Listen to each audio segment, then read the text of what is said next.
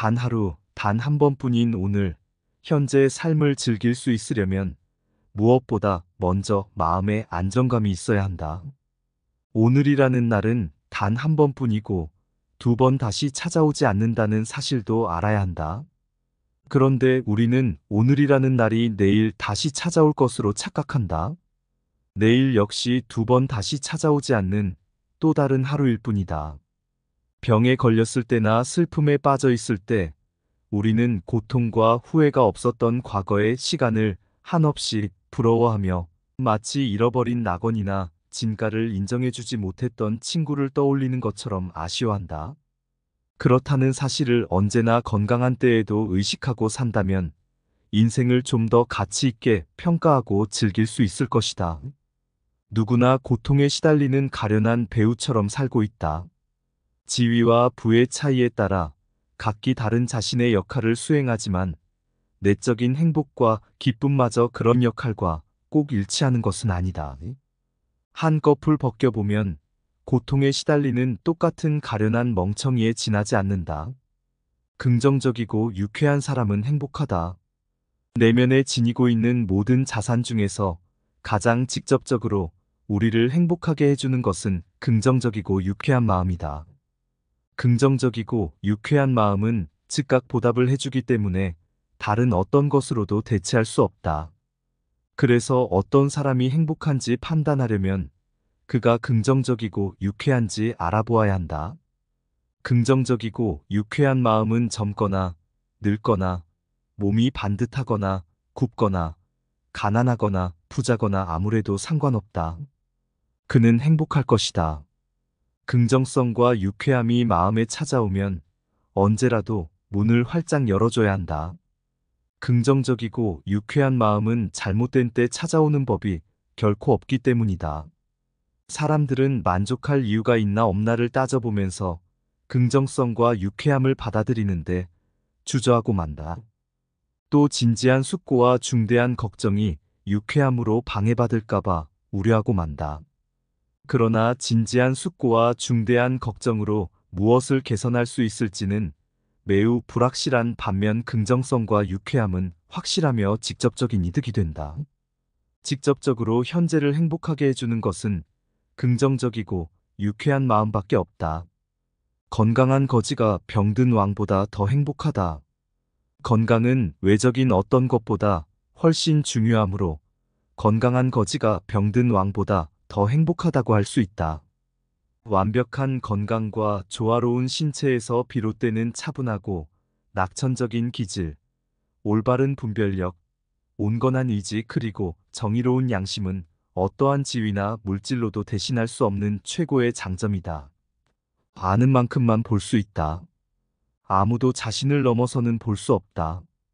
누구나 자신의 정신 수준에 따라서만 타인을 파악하고 이해할 수 있다. 그런데 그 정신 수준이 매우 저급한 종류의 것이라면 어떤 현인도 그에게 영향을 미치지 못할 것이다. 그런 사람은 위대한 인물에게서 그 사람의 가장 부족한 것, 그가 지닌 모든 약점, 기질과 성격의 결함밖에 감지하지 못해 그 사람을 그런 인물로 판단할 것이다. 장님에게는 색이 존재하지 않는 것처럼 자신에게는 그 사람이 지닌 좀 더 높은 정신적 재능이 존재하지 않는 것이다. 무릇 정신이란 그것을 갖지 않은 사람에게는 보이지 않는 법이다. 지식을 얻으려 할 뿐 통찰을 얻으려 하지 않는다. 나이를 불문하고 온갖 부류의 대학생들과 대학 교육을 받은 사람들은 대체로 지식을 얻으려 하지 통찰을 얻으려 하지 않는다. 그들은 온갖 암석이나 식물, 온갖 전쟁이나 실험 그리고 온갖 책에 관한 모든 지식을 얻는 것을 명예로 삼는다. 그들은 그 지식이 통찰을 얻기 위한 수단일 뿐 그 자체로는 별로 가치가 없다는 생각은 하지 못한다.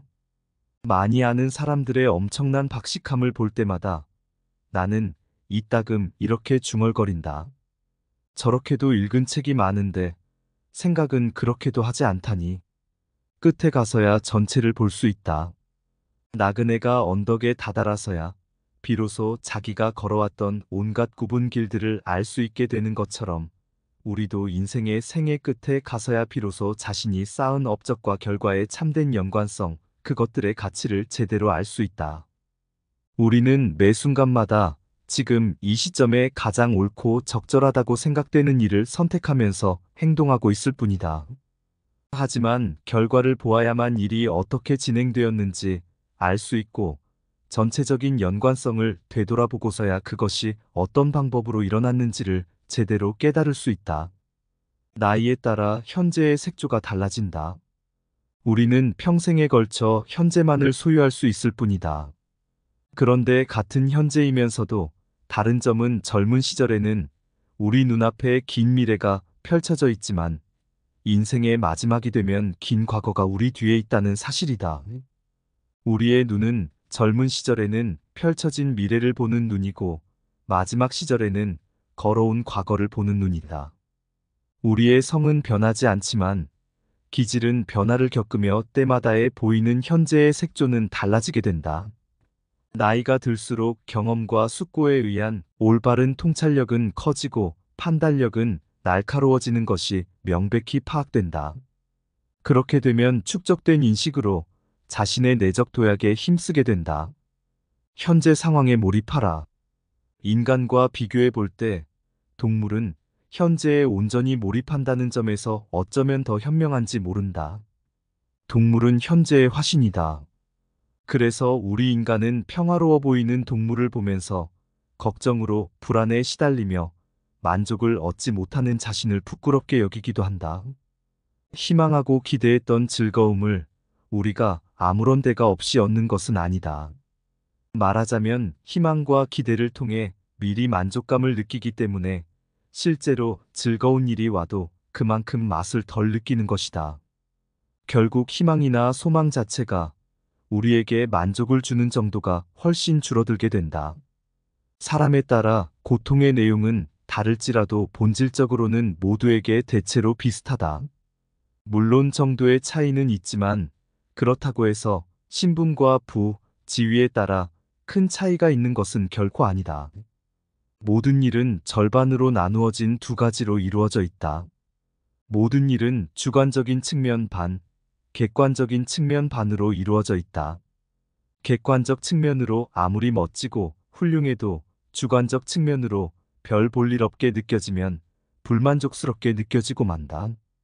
아무리 경치가 좋은 곳도 날씨가 나쁘거나 성능이 나쁜 카메라로 찍으면 아름답게 보이지 않는 것과 마찬가지다.